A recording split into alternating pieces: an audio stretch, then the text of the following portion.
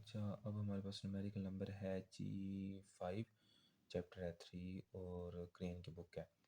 इस स्टेटमेंट ये है कि why is the electron screening correction which is great difficulty for analysing electronic X ray not a problem for muonic X ray. तो screening correction है, मतलब shielding effect की बात हो रही है। स्क्रीनिंग करेक्शन आई थिंक वही होता है। तो इसको आप थ्योरी में देख लेना। अब हम बेसिकली यहाँ पे ना ये डिफाइन करना चाह रहे हैं कि म्योनिक एक्सरेज क्या होती हैं और इलेक्ट्रॉनिक एक्सरेज क्या होते हैं। ठीक है, और ना म्योनिक एक्सरे में डिफ़िकल्टी नहीं होती as compare to the electronic x ray. और ये क्यों होता है ऐसे?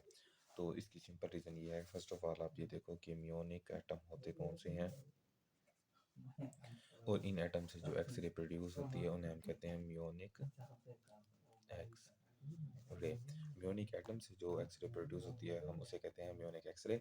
अब म्योनिक एटम होते कौन से हैं? एक हम सिंपल अगर एटम लें तो उसका होता है एक न्यूक्लियस, लेट्स सपोज, और उसके बाद ना उसके इलेक्ट्रॉन्स ऐसे रिवॉल्व कर रहे होते हैं। ठीक है, लेट्स सपोज अगर आप ना इसके इलेक्ट्रॉन एक निकाल के यहाँ पे आप म्योन लगा दो। म्योन एक ना मतलब एक सब एटॉमिक पार्टिकल है जो कि लेप्टॉन फैमिली से है। ठीक है, ये सिमिलर टू इलेक्ट्रॉन होता है। तो आपने लाइनें क्या लिखनी है? Muon is a particle of lepton family. Lepton family से ही इलेक्ट्रॉन होता है, ये सिमिलर टू इलेक्ट्रॉन है।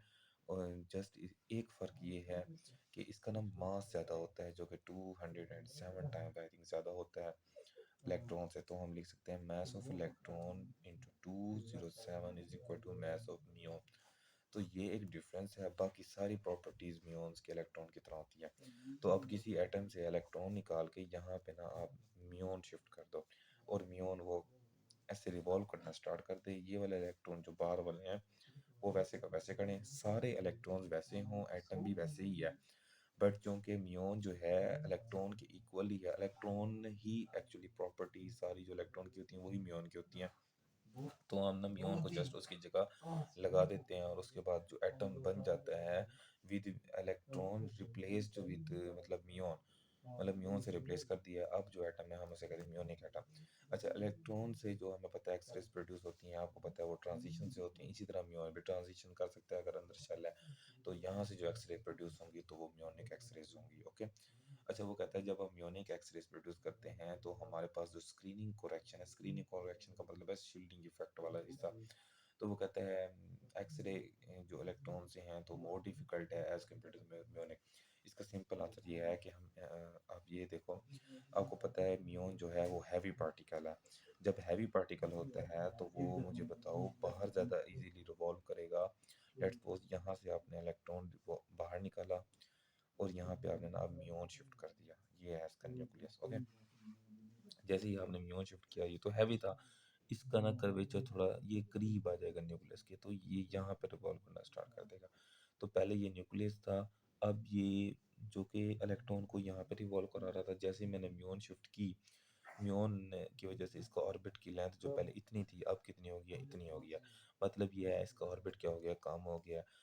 ऑर्बिट जब लेंथ कम हो जाएगी तो आपको पता है शील्डिंग इफेक्ट यहाँ पे प्रोबेबिलिटी ज़्यादा है इस एरिया में, या जस्ट इस एरिया में ज़्यादा है। स्क्रीनिंग करेक्शन इस एरिया में कम होगी क्योंकि वो क्लोज टू न्यूक्लियस आ गया। तो म्यून्स जो हैं जो कि हैवी होते हैं वो क्लोज टू न्यूक्लियस हो जाते हैं, जिसकी वजह से ना उनका जो शील्डिंग इफेक्ट या स्क्रीनिंग कोरेक्शन है, अगर हम वो फाइंड करें तो म्यून में इजीली फाइंड हो सकती है, क्योंकि हमें कोई स्क्रीनिंग इफेक्ट शो ही नहीं होता। ठीक है, और उसके बाद इलेक्ट्रॉन के केस में ऐसे नहीं होता क्योंकि वो दूर होता है। अगर हम इसकी स्टेटमेंट रीड करूँ मैं, जो आप राइट कर लो, वो ये है कि we know the muonic atom has hydrogen like system.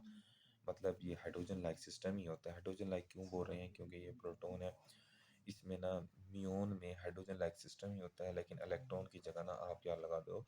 म्यून लगा दो। ठीक है, अच्छा, which is bounded to a nucleus and the electron are present so far away from the nucleus that their effect is neglected। मतलब यह है कि म्यून जो है न्यूक्लियस से दूर होता है लेकिन थोड़ा सा क्लोज क्लोज होता है, तो स्क्रीनिंग इफेक्ट आपने ख़त्म ही हो गया। यही बात है कि क्लोज है, सिंपल इसके लॉजिक यही है क्योंकि उसको मैस आई है। उसके बाद वो कहता है इलेक्ट्रॉन एक्सरे की जब बात करते हैं, मैं आंसर पढ़ रहा हूँ। The electronic orbit are quite larger than the nuclear size. इनके ऑर्बिट जो हैं वो थोड़े बड़े होते हैं, and hence electronic screening correction a great difficulty in analysing them. तो इस केस में जब इसका ऑर्बिट है ही बड़ा तो स्क्रीनिंग करेक्शन तो बहुत ज़्यादा होगी। इस तरह muonic orbits are comparable to nuclear size. मतलब इसका जो ऑर्बिट है ना, लेट्स सपोज ये है न्यूक्लियस, जब आप म्योन डालोगे ना, इलेक्ट्रॉन इतना है, तो म्योन डालने के बाद मतलब म्योन इतना रिवॉल्व करेगा, करीब आ गया, मतलब इसका रेडियस न्यूक्लियस के रेडियस से कंपेरेबल है। And the transition energies of the same order of the nuclear excitation energy. अब जैसे इसकी ट्रांजिशन होगी लेट्स सपोज, तो वो सेम ऑर्डर होगा जिस जिस तरह की ट्रांजिशन न्यूक्लियस में हो रही है, क्योंकि ऑर्डर तो सेम ही है, तो ट्रांजिशन एनर्जी भी सेम होती है। So the nuclear polarisation effect are comparatively large. तो जितना भी है ना, वो यहाँ पे सारी चीज़ हो रही होती है, thus they can be easily analyse. तो म्योनिक एक्सरे इजीली एनालाइज होती हैं as compare to electronic x-rays, ठीक है। तो दैट्स इट।